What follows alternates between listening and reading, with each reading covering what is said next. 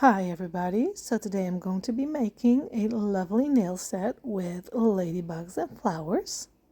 And I forgot to record how I made these for my clients, so I'm just going to show you how I did these on a couple of nail tips. So first I'm just going to grab some carving gel and I'm just going to divide it into sections for a couple of leaves. Create small balls that I can use to create the flower petals. And these designs are pretty time consuming, so that's why I like to make these before the clients arrive, like in the weekends or so, like whenever I feel like creating these. I will use a dual form with her sizes, and then I will just create those flowers on the dual forms. That's how I know they will fit. And it's not an exact science. Sometimes they don't completely fit, but I can always fill it up with gel and make sure that they really stay on perfectly. So I'm using a little bit of cuticle oil on my glove because I find that it works really well sculpting your petals or whatever you're sculpting. I do not like to use alcohol to mold the carving gel because it will leave white spots, and I think that's really ugly, and it kind of destroys the gel in my opinion. So I don't like using using alcohol for that. I like using the cuticle oil. And I also don't like using a base gel to mold the carving gel because I find that it makes it extra sticky and thin, and oh my god, I really cannot get it to work. So yeah, for me the oil is perfectly, and it doesn't interfere with curing or making it stick or whatever. So yeah, it's my go-to. So now I'm just using some gel polish to give those leaves some color. And I do have to say that I used the same color for all the leaves, but I didn't use the same color for the leaves that I made for my client. I keep calling them leaves, but I mean flower petals, of course. Yeah, and I do cure in between. Between each layer, I cured the first bit of carving gel, then I cured the gel polish, and now I'm working on top of it, and I've already cured the carving gel, and obviously I'm gonna cure the gel polish right now. So for those inner flower petals, I've used a different color on my client, but I like this look too, but there's no right or wrong. Using different colors will give it a little bit more dimension, but I did not color the edges of the petals on purpose, so that way you will see the difference between those different layers of petals. So now I am just adding some more detail, giving it some color and life. And I also did this part differently, but it came out cute anyway, so I just left it like that. Sometimes I'm a little bit lazy, and then I will just have a picture in my mind like, oh, that's how I did it, or that's how I want to do it, or that's how it looks. And then yeah. I look at the original design or whatever the original thing I did, and it's backwards or completely different, but who cares? It still looks good, so I'm just gonna leave it like that. And just a little shimmer on the inside. On my client, I used some caviar beads on the inside, but it looked ugly, so I ended up adding the same glitter. And yeah, so I was like, yeah, I'm not gonna even apply those caviar beads because it's horrible to work with, in my humble opinion. I absolutely hate working with caviar beads. Yeah, I just don't like it, really. Well, it makes designs look good, especially if you're like designing something with like a jewelry vibe. Those caviar beads will make it look really, really good, like it's set in gold or silver, you know what I mean? But yeah, absolutely do not like working with it. It's tedious. Um, it's yeah, it's just not my thing. Let's keep it at that. So next at this flower, I don't even know what kind of flower it is, but in my opinion it looks good. So yeah, really like this flower, and I like the color combo. Yeah, so applied a little bit of gel polish just with a brush that came in a bottle, but that's way too big. So I'm using this petal brush to spread it. And I don't mind if the gel accumulates in certain areas because I like the detail it gives. So now in with the pigment powders. This is not eyeshadow, this is dry powder. So this is just pure pigment. Like eyeshadow is a little bit like most of the time a little bit greasy, so it's not gonna hold that good.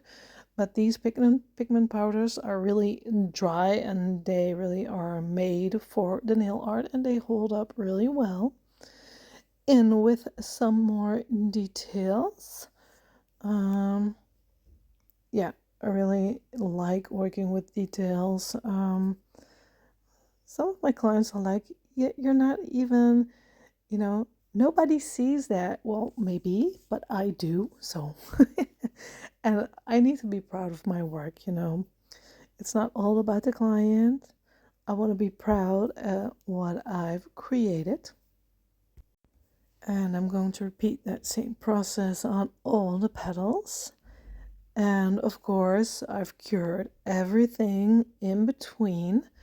And yeah, in with the inner layers. And I'm just want to create a little bit more 3D, get underneath, lift up those petals, but not too much because it has to be wearable. And yeah, you know, I don't want it to get in the way of ordinary life and work and whatnot. So yeah, I want it to be 3D, but I do want it to be kind of flat. And I'm just going to keep working at it until I'm satisfied. And again, using the cuticle oil every time. Back in with the pigment powder and the details. And again, same thing in with the glitter. I also use the caviar beads. But yeah, it did nothing for the design at all. And now it's time for the ladybugs. And yes, they're going to be pink because I think it's cute. And I did see a different nail tag using the pink ladybugs. Well, at least my client sent a picture and they were pink ladybugs. So yeah, I really like that. So why not? It made it look really soft and springy, and yeah, really like that. So in with the painting gel, and I did a couple of the ladybugs before I found the technique that I liked most. So yeah, and you know what works for me doesn't have to work for you, and you know, vice versa. Yeah, so just do what works for you and get the best results you can. So applying the dots, and the eyes are like the white spots, and I do like adding that yellow bit on top of the ladybugs. It just gives it a little bit more dimension. And I've created this one larger ladybug, and I thought it would be really cool to put these little crystals instead of the black dots on top of it. And here's the design she's going to get. Very pretty, I think. And yes, we are going to work with dualforms and acrylic gel. I do have to say I like the dualforms best with the builder gel. Absolutely love that. And yeah, so I'm going to get the acrylic gel inside the dual form, and I am working a little bit differently right now because I've had more experience. I like the curved dual forms best, especially with an infill. These are a little bit harder to use, but you know, sometimes you just have to be creative and work with what you've got.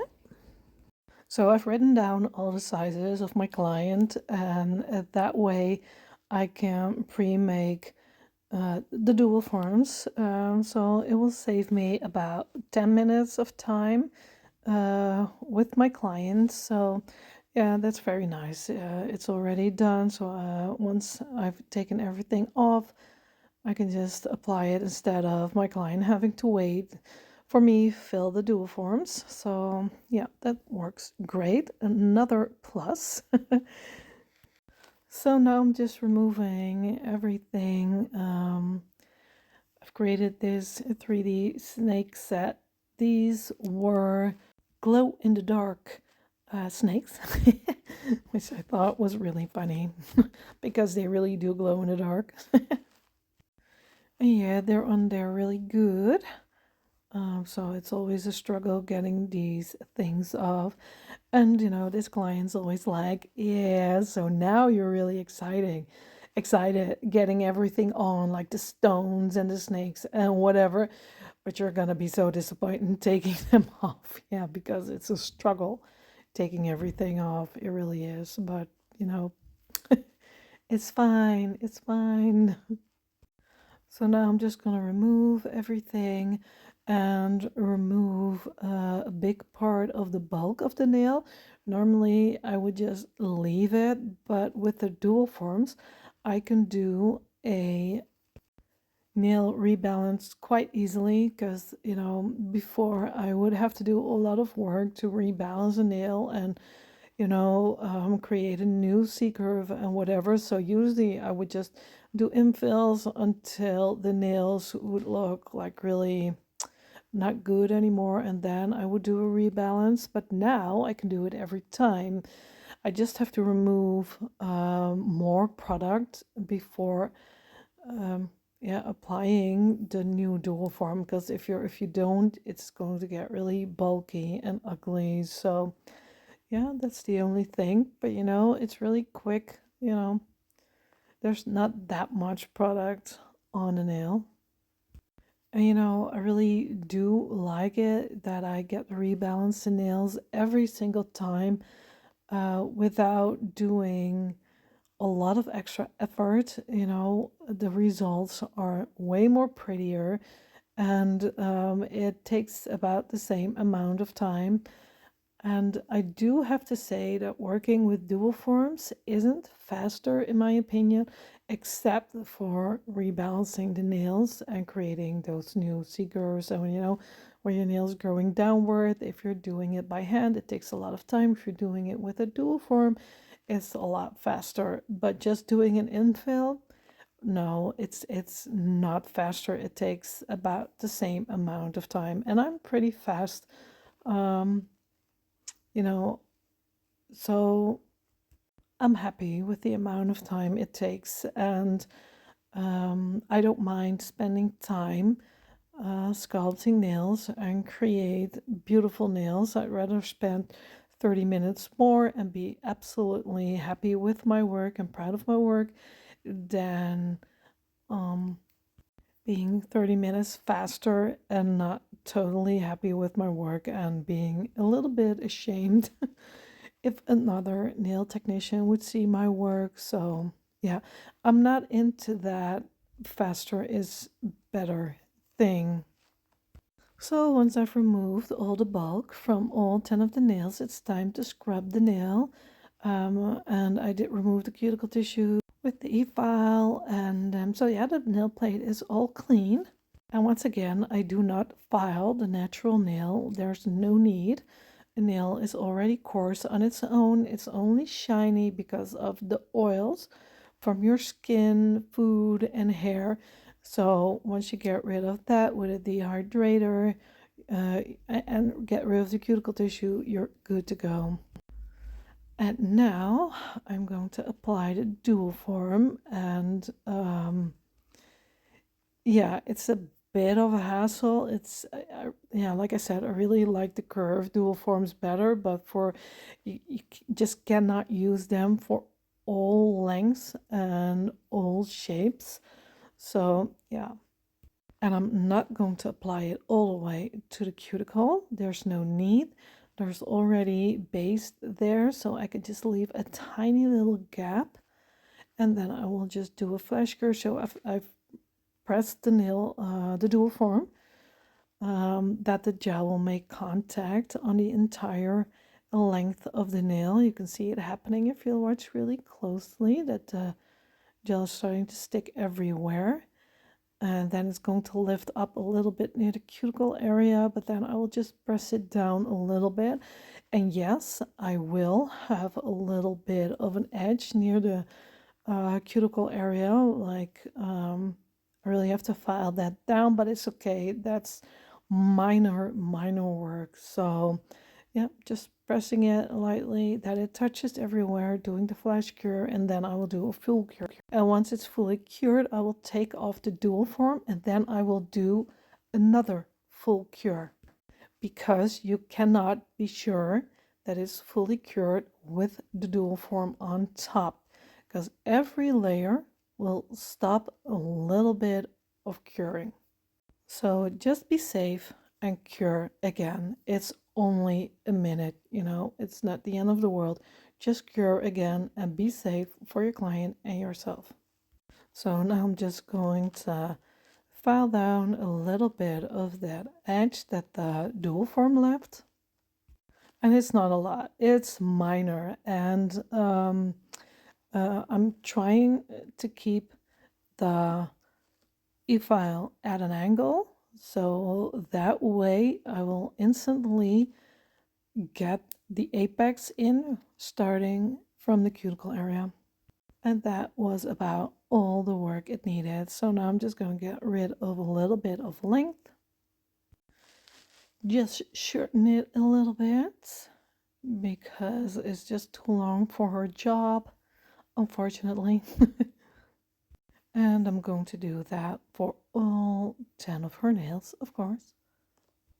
And once that's done, I'm going to go in with my hand file and do the shaping along the side walls. So yeah, I don't have to do a lot of shaping on top. I'm just going to file the cuticle area a little bit. Yes, I've gone over it with the e-file, but that will not create the smooth transition that I'm looking for, that I can do with the hand file. Filing the lower arches here, making sure that it's coming straight out of the side wall. And now I'm gonna go along the cuticle area, making sure that I've got that smooth transition into the apex area. And once I've got that done, it's time to go in with a buffer. And the top side of the nail is done. And I do have to admit, I really like not having to do a lot of filing on top of the nail. I was a little bit opposed it at first, but yeah, I can totally see the benefits right now. So filing underneath to get that C-curve back in, and I have to be really careful because she's got a pretty high up hyponychium and I really do not want to touch that.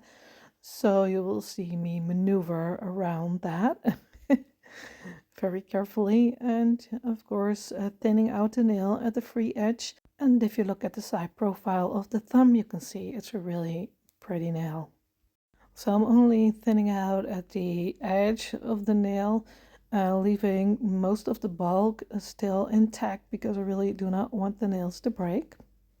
And same thing for her thumb, really high up hyponychium, so I have to be really careful not to touch it because it's really, really sensitive and it will really hurt and bleed very quickly. So trying not to touch that.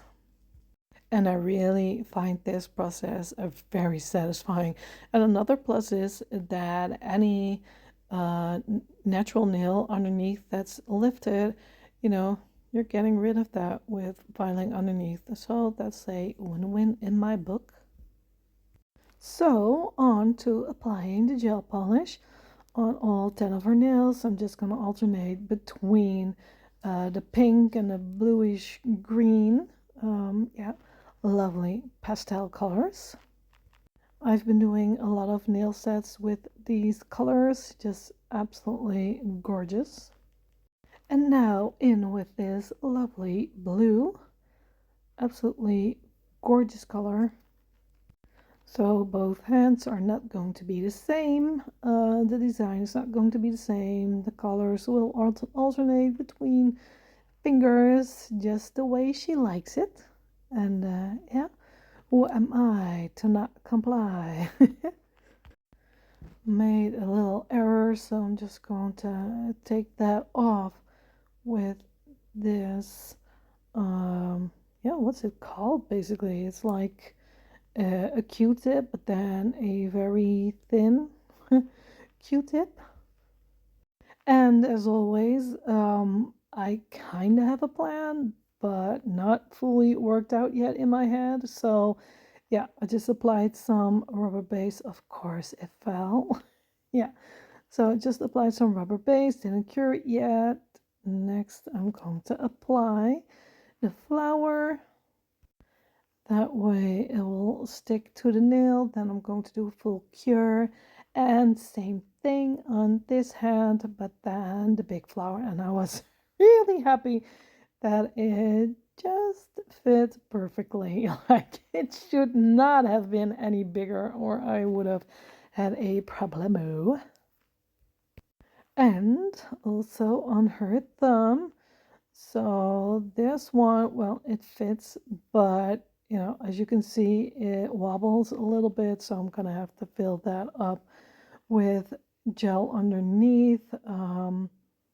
And I think I forgot to film that, how I did that. So here I am applying top coat, and I'm sorry that I'm a little bit out of frame, but you know, like I said before in other videos, I am working on actual clients and I do not always have the time to see where I'm at because I want to give my client the best results. And yeah, she's not here for the video, obviously.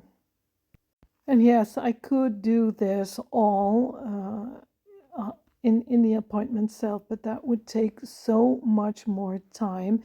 So I've still put in the same time, but not when she's here. So that's in my own free time when I feel like doing it, and it will save my client a lot of time too. So yeah, that's why I pre-make these decals or decals. I don't know. Yeah, so let's create a blue Frenchie. And I did not put any nude color on top of the nail. This is just the acrylic gel cover pink bare, and I'm just going straight over it with the gel polish to create the French.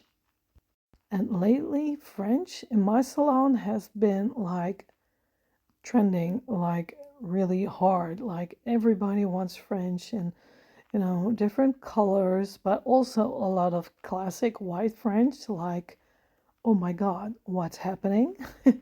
And I love French, I absolutely do, but making Frenchies every single day sometimes gets like, how should I put it?